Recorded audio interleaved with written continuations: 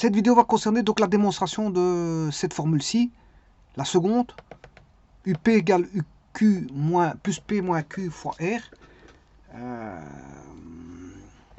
Donc je l'écris avec bien sûr des UP. Petit instant. Alors, je peux l'écrire avec des soit UP égale UQ plus P moins Q fois R. Alors je rappelle ce que c'est qu'une suite arithmétique. Hein. Une suite arithmétique, c'est une SA est une suite de nombres réels tels que chaque terme à partir du deuxième égale le précédent augmenté d'un même nombre R qu'on appelle la raison de la suite arithmétique. Une progression arithmétique, c'est quoi? C'est un nombre fini de termes. C'est juste un nombre fini de termes consécutifs d'une SA. C'est une partie de SA, si vous voulez. Et qui sont consécutifs. Et donc, là, la formule s'écrit avec un U. Je peux l'écrire avec UV ou W, voire T. Je peux le faire avec T, sans aucun problème. Et écrire que, on sait bien que je vais vous dire qu'il faut démontrer que UP égale UQ plus P moins Q fois R, c'est-à-dire que si j'ai U1 et U2 égale U1 plus R, U3 égale U1 plus 2R, U4 égale... bon, ça c'était la démonstration de la première formule. Hein. U3, enfin U1, toujours par rapport à U1, plus 3R, etc. Ça, c'était la formule précédente qui a été démontrée. Donc, n égale U1 plus n-1 fois R. Alors, justement, vous pouvez constater que, pourquoi 3R? Parce qu'on a fait 4 moins 1. 4 moins 1, ça fait 3. Ici, 2, c'est parce qu'on a fait 3 moins 1. Bon, maintenant, si je veux aller du 3 au 5, de U3 à U7, par exemple, on va aller de U3 à U7. Ben, U3 à U7, bon, on a U3... U3, si je ne tiens compte à partir de U3, combien de fois la raison faudra en tenir compte?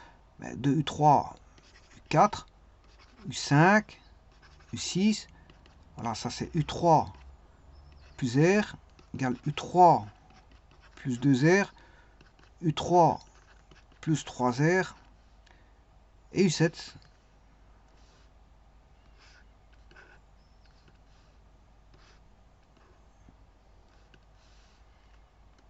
C'est égal à U3 plus...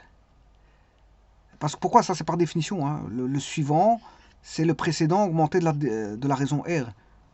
Voilà. Et donc, si chaque fois ça augmente de R, ben, pour aller de... Là, j'ai fait plus R. Là, plus R. De là à là, plus R. Mais de là à là, plus 2R. Et de là à là, plus 3R. On va dire ça comme ça. Et donc là, on aura fait plus 4R. Donc, c'est-à-dire, si je veux conjecturer, ben, vous avez bien vu qu'ici, pourquoi j'ai 1R? Ben, c'est parce que c'est 4 moins 3, ça fait 1. 5 moins 3, ça fait 2. 6 moins 3, ça fait 3. Et 7 moins 3, ça fait 4. 4R. Donc, là, je peux écrire que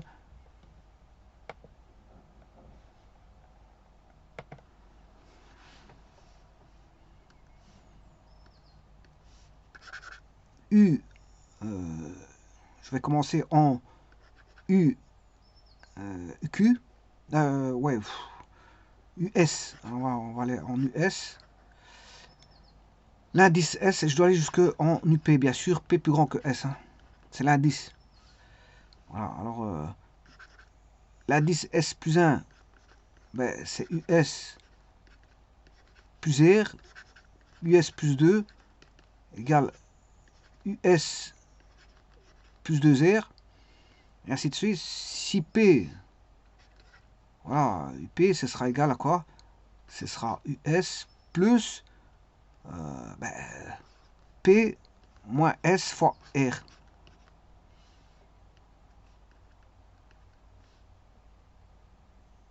Donc, c'est-à-dire, là, il suffit de soustraire voilà, le nombre de fois la raison que l'on a entre P et S. Ah, entre P et S.